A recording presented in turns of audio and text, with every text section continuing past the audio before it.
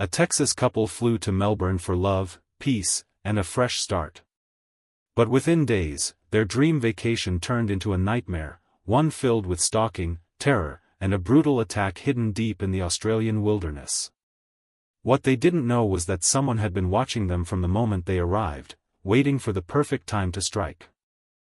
Mark and Lila Jensen had spent most of the year dreaming about a break from their routine life in Texas, hoping to reconnect and escape the pressures that had slowly built around them.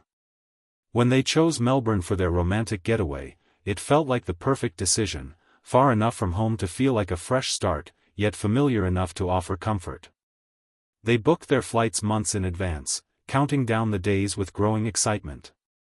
Friends envied their plan, imagining calm beaches, scenic streets, and peaceful evenings by the water. For Mark and Lila, this trip symbolized not just relaxation, but a chance to rebuild closeness they felt slipping away. Their arrival in Melbourne was greeted by warm sunlight and a soft breeze carrying the scent of the sea. The airport was busy, yet everything seemed to move smoothly. They collected their luggage, picked up a rental car, and took in the unfamiliar landscapes as they drove toward the city. Melbourne felt vibrant and welcoming, filled with modern buildings, colorful street art, and inviting cafes. The couple checked into a riverside hotel with a balcony that overlooked boats drifting gently through the water. The view alone made them feel the trip was worth every hour spent planning. Each moment seemed perfectly timed. The weather was pleasant, their hotel was comfortable, and the atmosphere carried a sense of calm that neither had felt in a long time. As they settled into their room, an uneasy detail went unnoticed, a figure lingering near the entrance, watching them with intent. It was subtle enough to be dismissed as coincidence, yet significant enough to mark the beginning of something neither of them could predict. Their dream vacation had begun, but so had the quiet interest of someone they did not know existed. During their first days in Melbourne, Mark and Lila settled easily into the rhythm of the city. They enjoyed long walks along the river, tasted local foods, and explored small markets filled with handmade crafts. Everything felt new and refreshing, giving them a renewed sense of closeness. Yet in the middle of this peaceful atmosphere, Mark began noticing details that felt slightly out of place. While passing reflective shop windows, he occasionally spotted a distant shape behind them, barely visible but consistently present. At first, he brushed it off as a random passerby, but the feeling of being observed stayed with him. As they moved through busy streets, Mark heard footsteps that matched their pace too closely, even when the crowd thinned. He tried to ignore the uneasiness, not wanting to alarm Lila or spoil their trip. Meanwhile, Lila remained blissfully unaware, focusing on their planned activities. She admired street performers, took pictures of murals, and enjoyed quiet moments at outdoor cafes. Nothing seemed unusual to her, and she believed Mark's tension came from everyday stress still lingering from home. Security cameras later reviewed by police eventually showed a hooded person trailing them through several locations. At the time, though, the couple had no idea this was happening. They simply continued exploring, visiting parks and browsing small shops without considering the silent shadow following them. The figure always stayed far enough away to avoid drawing attention, yet close enough to track their movements. By evening, Mark felt more convinced that someone was watching, but he didn't mention it. Instead, he tried to stay alert while pretending everything was normal. The couple returned to their hotel unaware that their every step had been quietly monitored. What began as a pleasant vacation was slowly shifting into something far more dangerous, though the true threat remained hidden. For the second half of their vacation, Mark and Lila planned to leave the busy streets of Melbourne and spend a few peaceful days in a secluded cottage outside the city. They wanted quiet mornings, long drives, and evenings surrounded by nature. The cottage was advertised as a charming retreat, tucked between tall eucalyptus trees with a small trail leading to a hidden clearing. It seemed like the perfect place for them to relax, far from noise and crowds. They packed their bags, left the hotel, and drove along winding roads until the city slowly faded behind them. As they approached the property, the atmosphere shifted. The air grew cooler, the forest thicker, and the distant hum of traffic disappeared completely. The cottage itself was simple but inviting, with a wooden porch, warm lighting, and large windows facing the forest. Lila immediately felt calm, imagining the peaceful nights ahead. Mark also felt hopeful, believing the change of environment might help them reconnect even more. They carried their luggage inside, checked each room, and admired how isolated and quiet everything was. What they didn't know was that someone else had already taken note of their reservation. The stalker who had silently followed them days earlier had watched them walk into the rental office in the city. From a corner of the room, he memorized the details of their booking. That information allowed him to reach the area before they did, setting up a hidden spot in the surrounding woods. While the couple admired the view from the porch, he remained concealed between the trees, observing every movement. As night settled, the forest grew darker and heavier. The stillness felt peaceful to Lila, but Mark sensed something unsettling in the silence. Far from the security of the city, the couple unknowingly stepped into a place where help would be difficult to reach, and where they were no longer alone. On their first morning at the cottage, the peaceful setting felt strangely tense. The sun slipped through the trees, casting long shadows across the yard. Mark stepped outside to breathe in the cool air, but his attention was immediately drawn to the ground. Near the back of the cottage, he spotted a set of footprints he didn't recognize. They were larger and deeper than his own, pressed firmly into the soft soil as if someone had stood there for a long time. The trail did not lead anywhere obvious. Instead, the prints circled the area before disappearing into the thick forest. A sense of unease began to settle inside him. Inside the cottage, Lila was tidying the kitchen when she noticed dirty smudges on the window frame. She leaned closer and realized they were muddy handprints, slightly smeared as if someone had tried to steady themselves while peering inside. At first, she considered the possibility that they were old marks left by previous guests, but something about the shape and placement felt fresh. She wiped them away, hoping it was nothing significant, yet the thought stayed with her. Throughout the rest of the morning, the couple exchanged nervous glances without directly acknowledging their concerns. The cottage, once charming and peaceful, now felt exposed. The surrounding forest seemed darker, the silence heavier, as if something was hiding just out of view. Birds moved abruptly through branches, and leaves rustled without wind, adding to the growing tension. What they didn't realize was that the stalker had spent the previous night in the woods, positioned where he could watch the cottage without being detected. He studied the windows, counted their movements, and noted the times when they turned off the lights. Every detail he gathered brought him closer to the moment he intended to strike.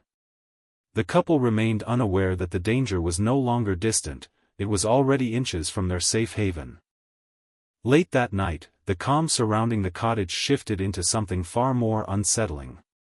The forest, usually quiet after sunset, carried unusual tension in the air. Mark lay awake, listening to faint noises outside. At first, he assumed it was wildlife moving through the underbrush, but the sounds grew heavier, more intentional. Slow footsteps circled the cottage, pausing at intervals as if someone was examining the structure. Mark sat upright, alert, trying to determine the source of the noise. The footsteps stopped at the front door. The handle twitched gently, followed by a soft metallic click. Someone was testing whether it was locked. Mark moved carefully toward the entrance, hoping to reinforce it without drawing attention.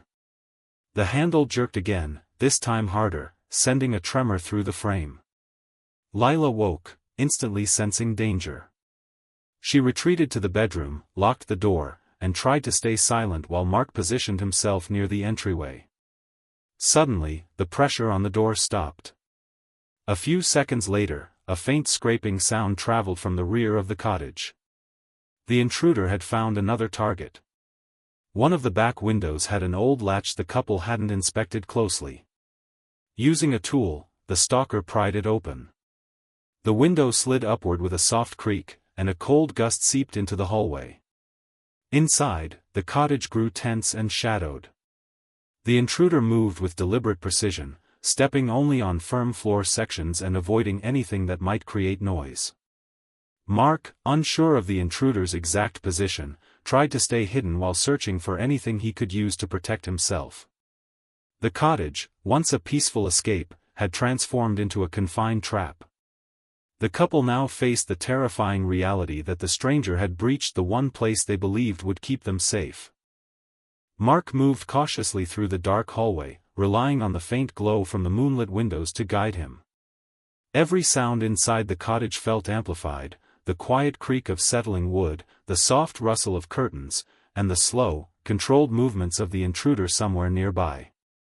He gripped the edge of a table for balance, trying to steady his breathing as he searched for anything he could use to defend himself. His goal was simple: buy time for Lila to stay hidden until help arrived, though help was impossibly far away in the middle of the isolated forest. The intruder advanced with a steady pace, pausing occasionally as if listening for signs of movement. Mark's attempt to slip through the hallway went unnoticed at first, but the moment his foot brushed against a loose floorboard, everything changed. A sharp turn of the intruder's head broke the silence, followed by rapid steps closing in on him. Mark attempted to retreat, but the attacker lunged forward with overwhelming force. The struggle erupted instantly, filling the cottage with crashing sounds as furniture toppled and glass shattered under the intensity of the fight. Meanwhile, Lila remained in the bedroom, trembling as she pressed her ear to the door. When she heard the violent commotion, she realized she couldn't stay inside any longer. She unlocked the window, pushed it open, and slipped outside into the cold night air. The forest felt hostile, but staying inside felt far more dangerous. She ran with no clear direction, branches scratching her skin as she stumbled through uneven ground. Fear blurred her sense of distance and time. Eventually, exhaustion overtook her. Her legs gave out, and she collapsed near a narrow trail deep within the woods. The darkness around her thickened as she drifted in and out of consciousness. Hours later, hikers would find her barely responsive, unaware that the worst of the tragedy still waited to be uncovered back at the cottage. Police moved quickly after hikers reported finding an injured woman near a forest trail. The description matched Lila, and officers understood that time was critical. As they reached the isolated cottage, the first light of dawn revealed an unsettling stillness over the property. The front door showed signs of a forced attempt, with the frame splintered and the lock barely holding in place. It was immediately clear that something violent had taken place inside. Entering cautiously, investigators found the interior in complete disarray. Furniture lay overturned, shelves were emptied, and shards of broken glass covered the floor. The air felt heavy, as if the cottage still held the energy of the struggle that had occurred only hours earlier. Following the chaotic trail, officers reached the living room, where the destruction was most intense. There, they discovered Mark's body. The severe injuries confirmed he had fought with everything he had, resisting until he could no longer continue. Small details scattered around the room suggested the intruder didn't leave immediately. A moved curtain, a chair repositioned, and footprints leading toward the back door indicated the attacker had paused, possibly searching the area or ensuring no one else remained inside. The lack of fingerprints pointed to a careful and experienced individual who understood how to avoid leaving evidence. Outside, officers examined the surrounding area and noticed faint tracks leading into the dense forest. The prints were spaced unevenly, suggesting the intruder left in a hurry after the attack. The discovery of Mark's body shifted the tone of the investigation entirely. What had begun as a missing persons search had quickly evolved into a homicide case, and police knew they were dealing with someone dangerous, prepared, and capable of striking again if not caught swiftly. Investigators began reconstructing the timeline of events, starting with surveillance footage from the places Mark and Lila had visited in Melbourne. In several recordings, a hooded figure appeared in the background, never close, but always positioned just well enough to observe them. His movements were subtle, yet consistent, raising immediate suspicion. Detectives expanded their search, reviewing more footage from nearby shops and streets. The same figure appeared again and again, confirming that Mark and Lila had been followed long before reaching the cottage. As police dug deeper, they uncovered reports involving a former park ranger named Owen Hale. He had a history of troubling behavior, including aggressive encounters with hikers and complaints from tourists who felt watched or followed near the forest. After losing his job, Hale had begun living off-grid in remote areas, often building hidden camps to avoid detection. Locals described him as unpredictable and increasingly unstable, especially in recent months. Witnesses from the rental office later recalled seeing a man matching Hale's description on the same day Mark and Lila booked the cottage. He hadn't spoken to anyone but seemed to linger, quietly observing the couple as they finalized their plans. This odd behavior, combined with his knowledge of the surrounding land, made him a primary suspect. Additional leads came from hikers who mentioned seeing a man dressed in dark clothing moving quickly through the woods near the cottage days before the attack. At the time, no one reported it, assuming he was just another camper. But with the incident now unfolding, the sighting became a crucial piece of the puzzle. As investigators connected these elements, a clearer picture emerged. Mark and Lila had been intentionally targeted. Their stalker had studied them, followed their steps, and used the landscape to his advantage long before the night of the attack. Police intensified their search for Owen Hale, knowing the dense forest around Melbourne offered countless places for someone familiar with the terrain to hide. Specialized teams were deployed at multiple entry points, using tracking dogs, drones, and thermal imaging to scan the wilderness. Despite these efforts, Hale managed to evade capture, slipping through narrow paths and abandoned ranger routes he knew better than anyone. His ability to vanish only increased the urgency of the investigation. A breakthrough came on the seventh day when a ranger discovered fresh footprints near a restricted section of the forest. The prints appeared uneven, suggesting Hale was tired or burdened by supplies. Officers followed the trail carefully until they came across a hidden campsite tucked behind heavy vegetation. The camp was small but organized, containing scattered food remains and a partially buried backpack. Believing Hale was close, the officers advanced with caution. Moments later, rustling echoed from deeper in the woods. Hale had sensed their presence and attempted to flee. A chase erupted, pushing officers through thick undergrowth, over fallen branches, and across steep slopes. Hale moved quickly but lacked his usual endurance. Days of running, hiding, and surviving had worn him down. When he reached a narrow ridge with no safe direction to escape, he paused as if preparing to resist, but the officers closed in before he could act. Once Hale was restrained, police examined the buried backpack recovered from the campsite. Inside, they found personal items linked to multiple tourists, including Mark and Lila. Blood-stained clothing, stolen belongings, and a map marked with isolated locations confirmed his connection to the attack. With Hale in custody, investigators finally had the evidence they needed to bring the case toward resolution. Hale's arrest brought a surge of relief to investigators, but the emotional toll of the case was only beginning to reveal itself. As officers examined the evidence taken from his remote campsite, the disturbing scope of his actions became unmistakable. Mixed among Mark and Lila's belongings were items linked to several other travelers who had passed through the area, each object hinting at a chilling pattern of stalking and predatory behavior. What initially seemed like an isolated attack unfolded into a series of hidden dangers that had gone unnoticed for years. With these discoveries, authorities charged Hale with murder, attempted murder, and multiple counts of stalking, solidifying their case even before the trial moved forward. At the hospital, Lila struggled to recover from extreme exhaustion, dehydration, and the injuries she sustained during her desperate escape.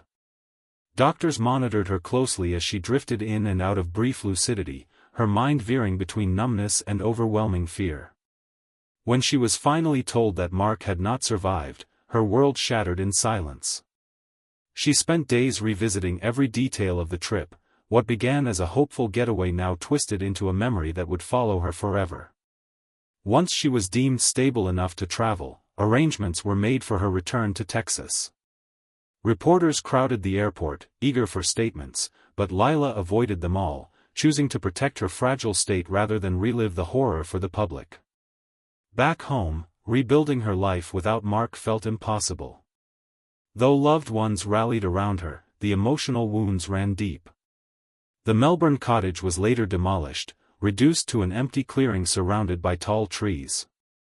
The case eventually became part of broader conversations about traveler safety, but for Lila, it remained a permanent reminder of a journey that began with love and ended in devastating loss.